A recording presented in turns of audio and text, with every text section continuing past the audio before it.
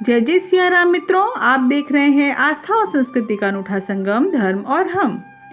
यह संस्मरण है रमेश नारायण मल्होत्रा जी का, जो कि अपने आप को बहुत भाग्यशाली समझते हैं, क्योंकि उनका जन्म एक ऐसे परिवार में हुआ जिन्हें आज भी अनन्य भक्तों की श्रृंखला में रखा जाता है। उनके पिताजी सूरज नारायण मल्होत्रा का महाराज से संबंध एक पिता पुत्र की तरह ही था। महाराज जी आपके घर के मुखिया माने जाते थे। आपके सारे भाई बहन, चाहे ज्ञानू दीदी हो अथवा अमर जी, उन्हें अपने परिवार के पूर्वज के रूप में ही देखते हैं। आप सभी के लिए महाराज जी साक्षात ईश्वर थे। बात करीब 1962-63 की होगी। उस समय रमेश जी 10 या 11 वर्ष के रहे होंगे। उनके स्कूल में क्रिकेट स्पोर्ट्स टीम थी और वे रोज शाम को वहां जाकर क्रिकेट खेलते थे। रमेश जी को विकेट कीपिंग का बहुत शौक था। एक दिन वे विकेट कीपिंग कर रहे थे कि उनके मित्र मोहन दीक्षित बॉलिंग कर रहे थे।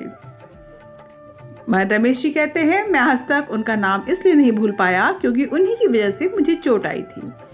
हालांकि ऐसा जानबूझकर नहीं किया गया था। मोहन जी ने बॉल फेंकी और वह गड्ढे से उछलकर सीधे रमेश जी के मुंह पर लगी। बॉल जैसे ही रमेश जी के मुंह पर पड़ी, खून का फव्वारा उनके मुंह से निकल पड़ा।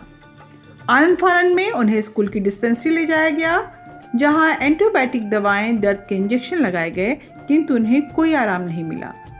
उनके माता पिता को भी खबर दे दी गई।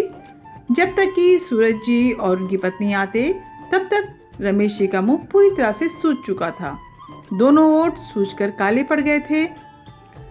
रमेश जी को घर लाकर सूरज नारायण जी ने उन्हें अपने घरेलू डॉक्टर को दिखाया। उन्होंने भी कुछ दर्द निवारक दवाइयाँ दी, किंतु रमेश जी को बिल्कुल भी आराम नहीं मिला। डॉक्टर ने कहा कि इन्हें केवल तरल पदार्थ ही दिया जाए, पर जैसे ही चम्मच से उन्हें दूध पिलाने की कोशिश की जाती, चम्मच ओठों पर लगते ही वे दर्द से कराह उठते। यह हालत देखकर एक माँ का परेशान होना तो वाजिब था। उन्हें भूख भी लगी थी, पर मुंह में कुछ नहीं जा रहा था। अब माँ लगातार महाराज जी से प्रार्थना कर रही थी।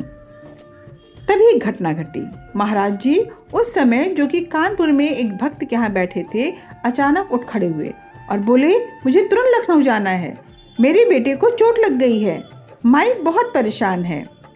दरअसल महाराज जी सूरज नारायण मल्होत्रा की धर्मपत्नी को माई ही कहा करते थे। महाराज भक्तों के साथ तुरंत लखनऊ के लिए रवाना हो गए। उस समय फ़ोन वगैरह भी नहीं होता था जो उन्हें सूचना दी गई हो, या तो उनका अलौकिक फ़ोन था जिसके द्वारा वो सभी का हाल जान जाते थे। महाराज जी सूरज जी के घर लखनऊ आए। उन्होंने रमेश जी के सर पर हाथ रखा और बोला, क्या हुआ, क्यों चिंता करता है? क्रिकेट खेलता है, चलो कुछ नहीं हुआ है, तो फिर से खेलेगा।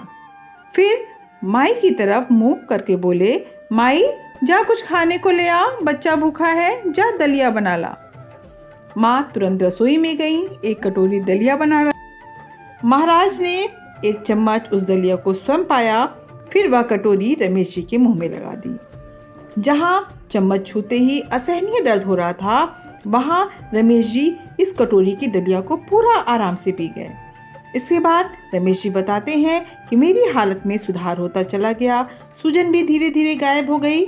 आज रमेश जी 70-72 साल के हैं। यह कहना है, आज भी मेरे दांत एकदम सही हैं। यह सिर्फ महाराज का ही चमत्कार है। बड़े बड़े डॉक्टरों की दवाइयाँ और इंजेक्शन जहाँ फेल हैं, वही महाराज का एक स्नेह भरा स्पर्श अपना कार्य कर गया। यह महाराज की अहेतुकी कृपा ही थी। आपको यह संस्मरण कैसा लगा? यदि अच्छा लगा तो वीडियो को लाइक करें और चैनल को सब्सक्राइब करें।